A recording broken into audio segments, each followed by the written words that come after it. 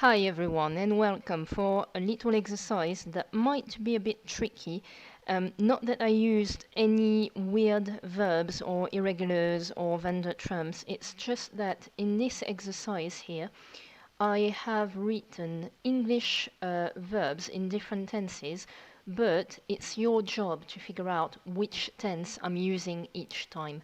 So I have given you the infinitives between brackets. I also gave you the pronouns sometimes if I want you to use a specific one. If you don't have a pronoun between brackets, it's that I don't mind and it doesn't matter which one you use.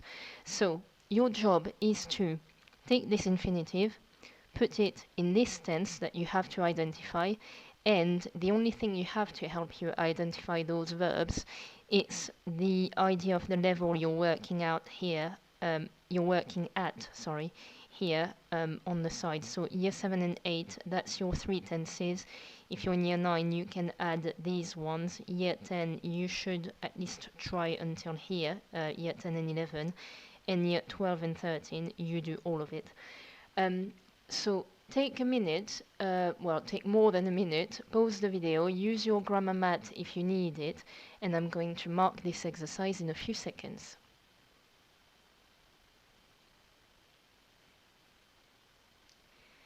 So here we go. The first one, I am planting. I am planting. Sometimes students, when they see I am, are tempted to straight away use je suis. No, absolutely not, because I am planting.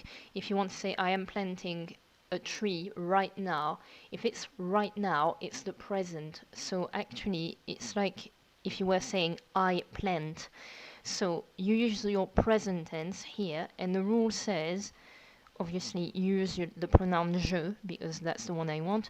Then take off the er from your infinitive and replace it with the present ending for er verbs, which is I. Je plante, I am planting. It could also be I plant for the translation. She worked, or she has worked, it's the same in French, with the verb travailler. You put elle, then in French you have no options, you have to put she has, so elle a, and then travailler. For this part, you take off the er, and to form that part which is your past participle, you replace the er with an e accent. Then the next one, we are going to swim. We are going, I indicated here that I wanted nous, so nous. And if you want to say we are going with nous, it's nous allons. And I didn't specify, by the way, but for number 2 we were using the perfect tense. And here, because we're using for number 3, we're using the near future. The rule for the near future says we are going plus infinitive, so you keep that verb exactly like you have it between brackets. Nous allons nager, we are going to swim, that's your near future. And if you're in year 7 and 8, you can stop here, you've done your job. Year 9, let's carry on. They will read. I don't care if you use il or elle. I'm going to put il as a force of habit, but you use what you want. Then you have an re verb here that you have to put in the simple future. Will, it's the simple future. So the rule says take off that I. So that's the first thing you do. And then add the simple future ending for il, which is ont. Ils liront, they will read. Number 5, that's a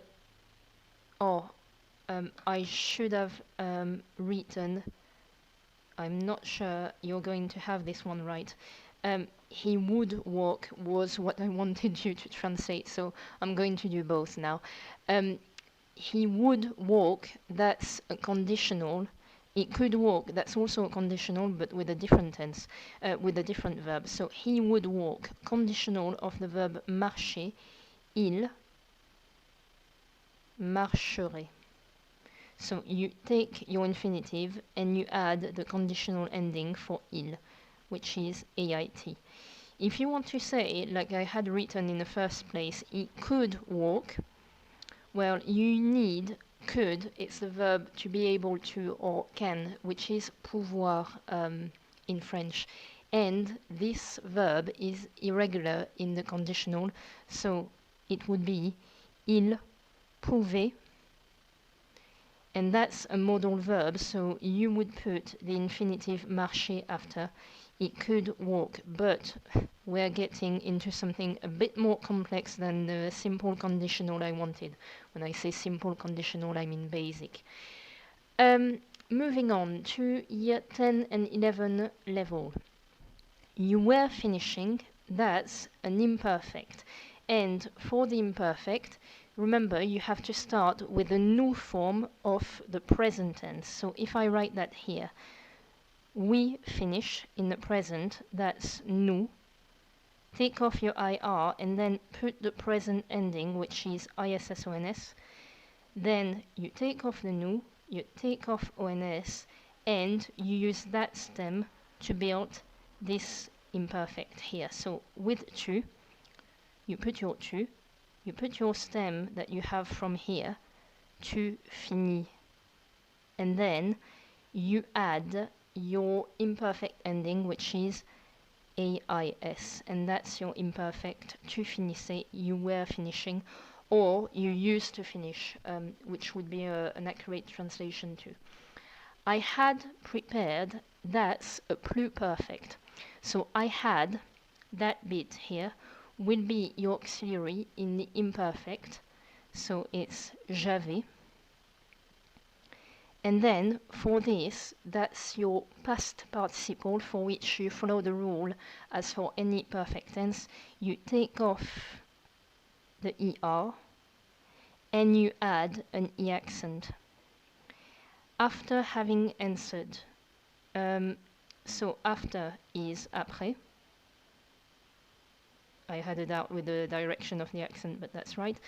And then having answered. So that's the part that you translate with the infinitive of your perfect infinitive. So that's the infinitive avoir. And then you have a past participle here for which you follow the normal rule.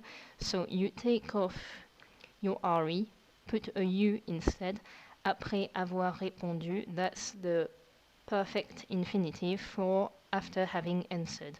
I'm getting confused juggling with all those tenses, so if you are too, it's normal, guys. By obeying, that's a present participle. For the present participle, you're supposed to start with the new form of the present tense again. So write this verb in the present with nous.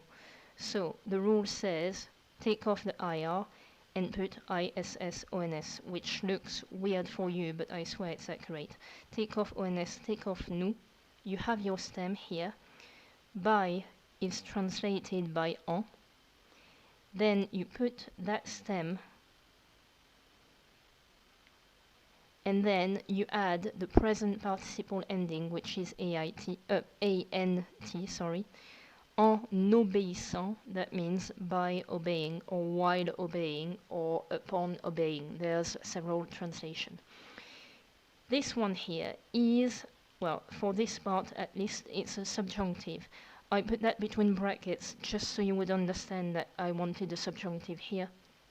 But whether you have translated the bracket, it doesn't matter. If you have translated it, it's il est possible. And then I'm going to write the rest, que, je. And then to put that in the subjunctive, you need to start with the they form of the present tense. So il, the present tense of they grow up, it's take off your IR, put ISSENT, then take off they, take off ENT, and then use that stem here. I'm not even sure I'll have the space. And then put the subjunctive ending at the end, que je grandisse, that I grow up after a structure that is followed by the subjunctive. Next one, you have here a future perfect, or futur antérieur in French, So you want to say you will have taken with vous. So you will have with vous, it's the simple future of the verb to have, which you should know off by heart if you're in year 12 or 13. Vous aurez. And then taken is irregular for the past participle, so you should remember it's pris. Vous aurez pris. Then they would have preferred, that's your conditional perfect. So they, I don't care which one you use. As a reflex, I tend to use il. Nothing sexist about it, sorry, ladies.